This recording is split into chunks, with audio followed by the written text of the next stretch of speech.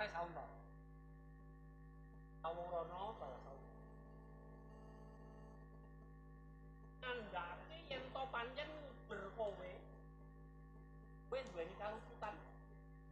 Nolong piye iki?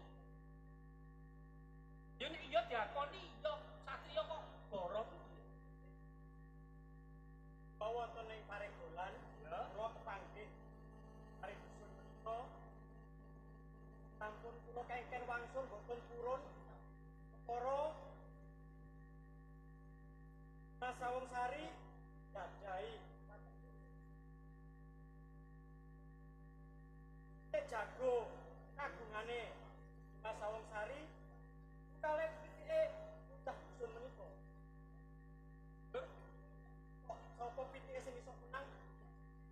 Arakan nanging ki piye? Bandite piye? Pitike bocah iki kalah. Tapi tekku sing kalah. Kang Mas Sawung, Mas Sawung Sari. Wicikku menang, Makwo. Makwo dengelmu atas piye to? Oh, Enggak ora najine kok makwo. lanang iki. Sekarang banci ya sapa? Lah cupar. Kok sapa cupar? Lha iki ageman yo ngono iki. Oh, Iki agemane Kanjeng Temenggung yo. dek bojone digawe. Tek bojone ora kowe bojone yo kowe aku yo agemane Temenggung yo kaya ngene. Oh, Ngeten iki Pak Rabi. Pun bolak-balik kula ingetaken kula kengken langsung boten kabeh. Kula berjalan kalih bocah dusun. Oke. Satriya dididik.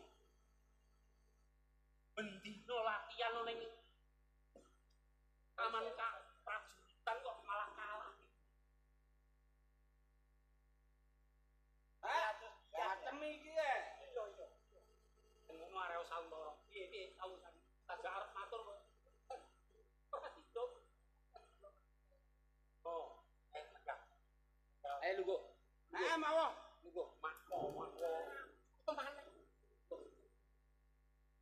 Jenengmu Joko Barel. Ha. Arek teko desa. Desa ndi? Lidah Donowati. Kowe rene arep apa?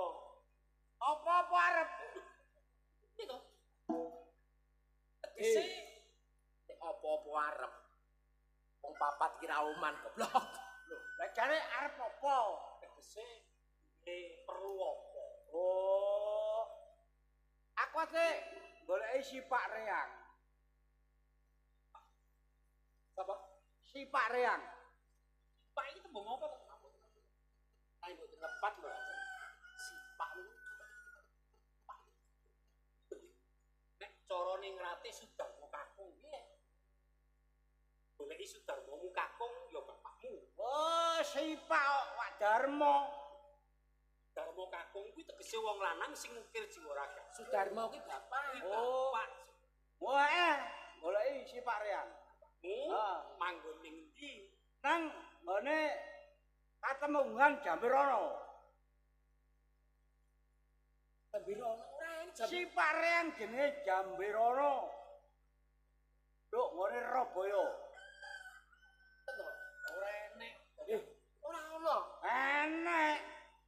Si Pak Reang lho ngene Katemunggan Jambirono. Cara basa iki bocah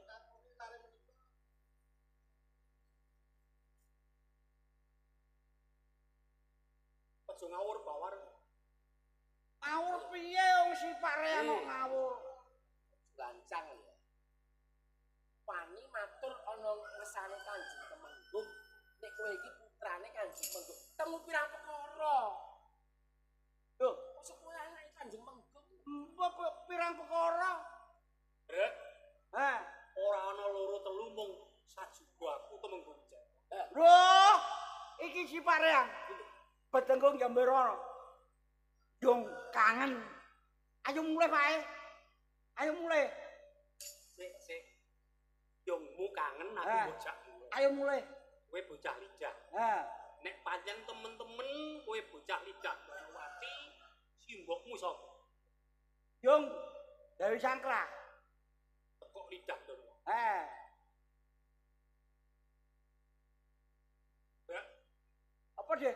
kanggo bukti diri yen to pancen temen-temen kowe anake si Dewi Sangkrak ya Roro. Kowe rene disangoni apa? Aku gak disangoni apa-apa, gak sangoni duwe deh. Kok deh? Saya minangka bukti yen to pancen kowe anake Temenggung. Iki deh, disangoni iki. Sampai yo.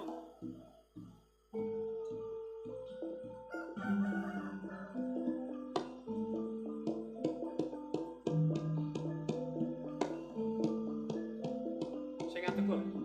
Yuk. Apa Pak?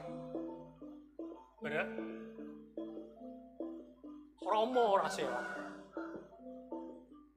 Kowe ento pancen nggawa bukti cindhe Puspita. Temen-temen kowe anake Dewi Sangkrak ya Roro. Yo.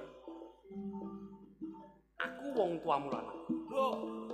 Dadi Riko sing sifat reang. Yo, aku wong tuamu. Kurang ajare Pak. Kurang ajar. Udan-udanan mboke kangen. Oh, yen to wis ana dina kang becik aku bakal bali yo. Nduk ora tau mulih kok. Pancen aku ana penting sing kudu ndak urusi. Jenenge Temenggung ki penggaweane akeh, Bre. Ayo Pak mulih Pak. Lho, kok penak ayo mulih Pak. Lungguh.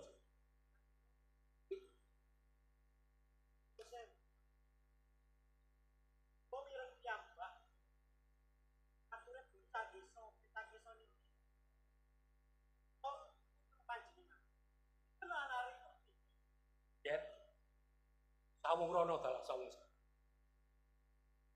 Rama rumangsa gedosan. Ibumu nganti tumekaning pati, kowe nganti tekan dewasa. Durung ngerti sak temene piye lakune wong tuamu nduk nalika semono. Dalem nggih. Nalika tak tinggal ana sasi luwih nggih. Iki udakara 23 taun sing kepungkur. Nggih. Kowe eling. Gone Surabaya tlatah ana ing Katemunggungan. Iki bebasan penduduk kawula alit ana ing tlatah Gon Surabaya. Nggih. Iki akeh pegebluk. Bebasan esuk lara sore tumekaring pati. Laras nggih. Akeh penduduk sore lara esuk tumekaring pati. Nggih. Eling to kowe? Nggih. Jujur aku kepingin nyedengake katresnanku marang kawulaku. Atan nggih. Midhangetake ya, Kir. Aku tapa brata ning Kali Lidah. Ana ing kono ora sengaja si ibune Joko Berek Dewi Sangkrah ya Roro. Kuwi umbah-umbah ngene Kali Lidah. Ing kono badar ramamu nganti aku kayuyun marang ibune si Joko Berek. Undu-unduane Laras nggih. Papan sedaya menika sampun cine ora ing kodrat bilih lare menika putra panjenengan. Menawi nyata-nyata putra panjenengan, tandha menika Gusti sampun ngetingalaken dhateng ngersa dalem panjenengan. pisan kuwi pindho iki ora bakal tak silaki Cindhe Puspita iki pancen tak tinggalke Laras marang simboke Dewi Sangkrak. nggih. Yer aja tida-tida maneh ya. Iki sadulurmu. Iki kadangmu sing panutan saka lidah Ndorowati. Akonana dulur ya, Yer. Tor, Kulo mbek Gori. Anake Sipak. Yang ora dilakoni anake Sipak. ayo. Ana ngarepaning Rama go diseni karo Tawi panjenengan matur kados katen. Akeni ing menyuwun syarat lan saran. kandhakno dhewe marang kadangmu si Joko. Matur. Ya, Joko Brek. Sono. apa kasare kaya ngene iki lho. Kok Kang Mas. Kang Mas Sawung Kang Mas. Rono. Oh, Dijalukno. Kaya wong latah. Aja celometan lho. Ono kupingmu.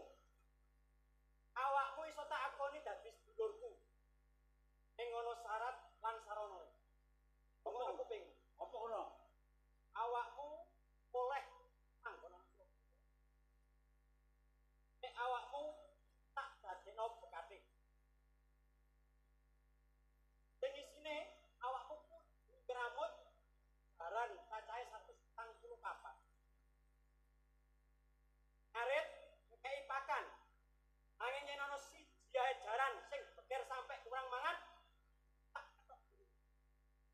Sanggup apa? Oh, jadi aku sanggup, Bro.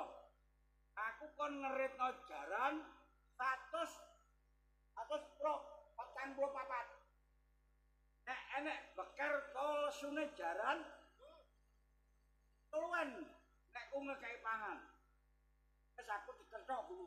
Bener, sebalike kono. Nek aku ngarit jarane sampe gantek, entekno yo. Loh, wis. Entekno. Urip mangan lho. Kepingan oleh mangan sesane jaran. Lah jarane gantek, tak kon ngentekno kono. Wis iya ngono kok, Le. Bene penjaluk mbok ya sing mufakat ngono lho. Ujaran 144 mbok kon ngreco wong siji iki lho. Apa sagan apa boten? Saguh. Oh, saguh disagih. Saguh. Sari Sawung Sari. Piye, Ger? Ya, Atau mungkin kados Mas Sawung Rono, kula purun manut dawuh Kanjeng Rama niku wonten syarat. kondo dhewe aran sadulur. Bener. Ono kuping. Maju kan. Kon bakal tak akoni penting enek syarat. Syaratnya apa, Guri? Ngono. Saben wayah surup surya sanjala ngono iku. Kon to mlebu gendruwo cacahe 88 nang jerone katunggal. Sanggup apa? Kudu mlebono gendruwo cacahe 88. Umpama enek berote gendruwo iku. Loh, ya kok tak Oh, nek gendruwo ku berot, aku diketok guluku. iya. Nek gendruwo gak berot, tak kongkon gendong awakmu. Gelem kowe? Wangane kok kaya iso-isone kudu lah ngerti ta rupane kudu. Ngerti? Kaya apa? Kaya kowe. Sadulure kok dipadake gendruwo iki. Lah, kon mlebono gendruwo. Kok ya aneh-aneh. Ngerti gendruwo apa? Kok aneh-aneh anake umum-umum. Kok gendruwo. Ha iki. Arek sampo. Wis sing aku kowe sanggup. Neng atimu yen to ramamu wis ngakoni kowe anak, Nek Pak, uga sadulur Sawung Rono dalah Sawung Sari ngakoni sedulur.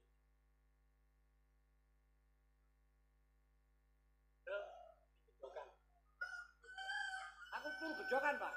Ra tegese dadi pekatik kuwi ning gedokan dideleng piye kahanane jaran. Oh, ya. Pak.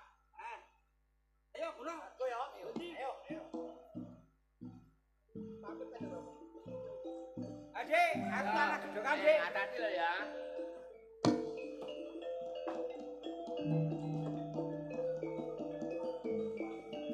Langgeng Lanjut. wewadiku wis tak liyak, Nggih. tak tuduhke marang slirane, Nggih. uga anakku sakloron wis mangerteni. Yaiku unduhan-unduhane nduk nalika samono.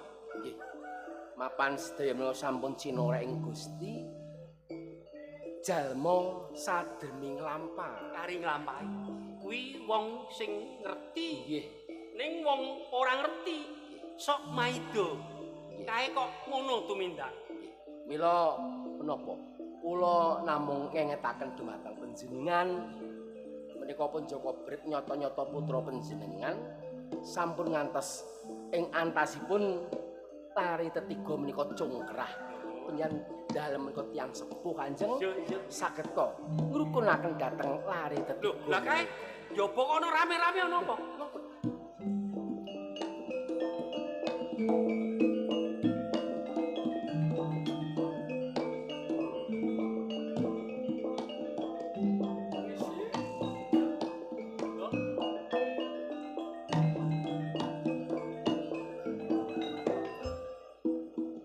ndadekno kageting atiku. Betul. Ora ana undangan, ora ana udan, ora ana angin. Kowe kok teko ning Katemenggungan? Temenggung ing Jairono pasti terkejut bahwasanya saya pemerintahan dari Belanda datang ke Temenggungan ini. Saya datang ke sini karena saya akan menjaput peselit Tumenggung ing Jairono. Yo, Iya. salah lan luputku manggon ning ndi? Kok biselitku dicabut? Wong sadurunge ya ora ana kandha, ora ana warta sing bakal nglereni aku minangka dadi tumenggung. Tumenggung ing Jairono Ya, ternyata melanggar undang-undang dari Belanda. Karena setiap Belanda mengadakan pertemuan atau rapat, Tumenggung tidak pernah hadir. Ya, oh mergo iku. ya betul, betul. Ya, takoni ora sewa. Yen to pancen kala mangsa iki wis ana udakara 3 wulan aku ora nekani. Ya, betul, betul. Jadi Anda saya nonaktifkan sebagai Tumenggung. Ngono ya. Iya. Dodo kaluputan. Aku satriya saka Surabaya. Iya, betul, betul. Jenengku Jayangrana, pangkatku Tumenggung. Yen to pancen aku dianggep luput karo Londo, ya ndak weneno biselit.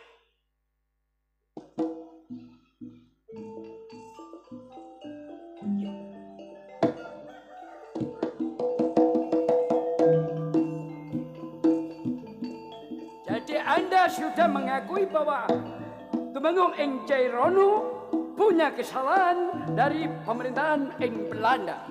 Nek saka panganggepu ora luput, ning Iya. panganggepe Londo luput. Iya. Ya mung pasrah. Bisa ku apa iki pemerintahan Londo? Iya, betul, betul.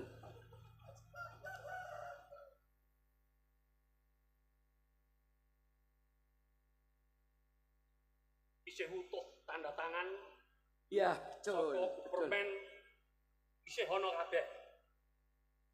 Bisrit tak kulungke marang kowe. Ya, saya terima kembali bahwasanya peselit ini.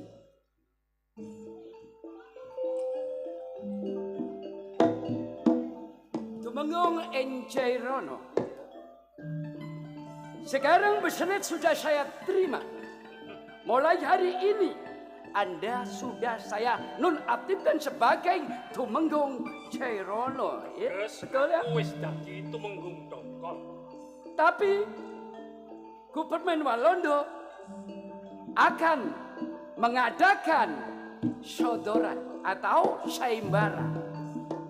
Anda mempunyai anak apa enggak? Aku duwe anak Iya. loro. Jenenge Sawung Rono, dalah Sawung Sari. Sawung Rono ing Sawung Sari. Ya, Ya. Kalau begitu, anak Anda bisa mengikuti yaitu sayembara, yaitu sodoran di Menorok Gala. Itu. manggone ana ngendi? Sutoka ini Kartosuro. Kartosuro, ilate londone londo Ya, anyaran. ya, Ya. Oh, Iya. Jangan kuwi kuatir jadi guyu. wae. kira-kira kapan? Tanggal 1 Syuro. Jadi Anda bersama anak Anda langsung ke sana ya. Saya tunggu di sana. Ya. Kopral, ini peselit tolong diterima. Saya permisi bersama kopral-kopral saya. Baik.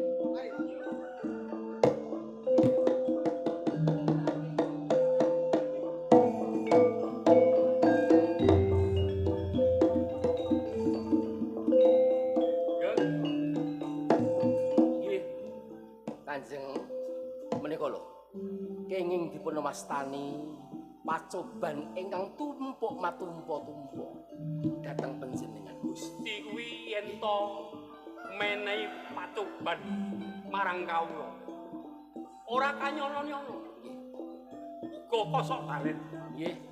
Yen menehi dajat kelawan pangkat kamulyan tegese. Kuwi ya ora kanyono-nyono. Waton iku nggih. Sing baku ngene. Nggih. Senajan dina samangku aku wis dadi tunggu dong. Nggih. Ning isih ndadekno bombong lan bungae atiku. Sebab menapa kan? Ondo tanggal 1 Sura ing mengkone bakal nganakake sayembara. Sapa sing bisa nyodorane gendera tunggul-tunggul yuda sing dipanjer ana sadure titiran Manara Galasa. Ing kono bakal bisa jumeneng dadi tumenggung ngenteni palungguhan. Dados menika taksih wonten wedal utawi taksih wonten margi kagem kasampurnaning gesang panjenengan wonten ing katembungan. Kula sing tak suwun Nggih. aja wegah wikih yen to tak suwun itu lho. Nggih, Kanjeng nggih. Basan aku njaluk keringetmu sak tetes, Nah. tindakmu sak jangka. Nggih. Radenmu ya anak momongamu karo-karone. Nggih. Si Sawung Rana dalah Sawung Sari aturana. Oh ngaten. Ya.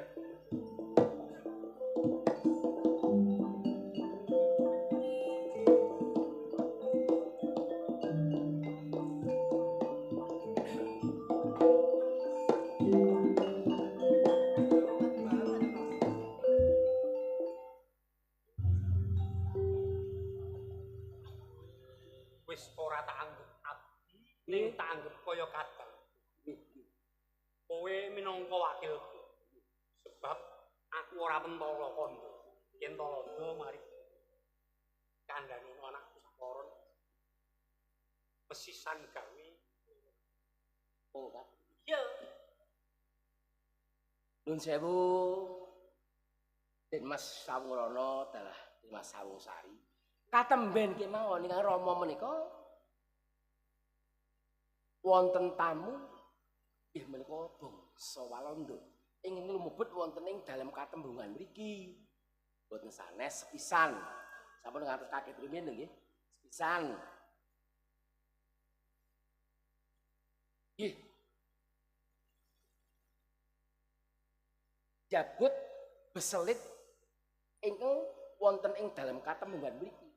Ateges wiwit dinten menika ngantos sak terusipun ingkang Rama sampun boten dados tumenggung malih.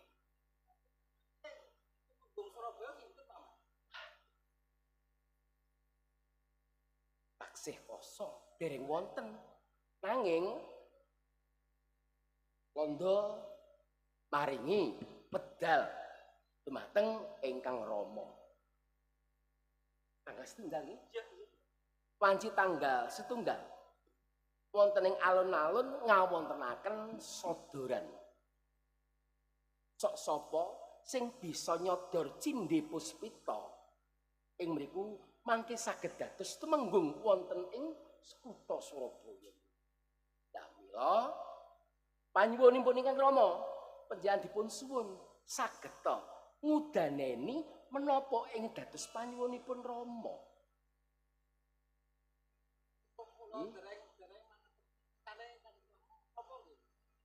Terus Den Mas Sawung Rana kalian Den Mas Sawung Sari supados nderek nglebeti Kula kalian Kang Mas lebeti pakembayanipun Londo Kalawangi.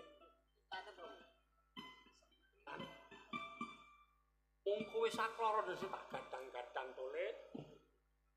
Aja wegah wikih.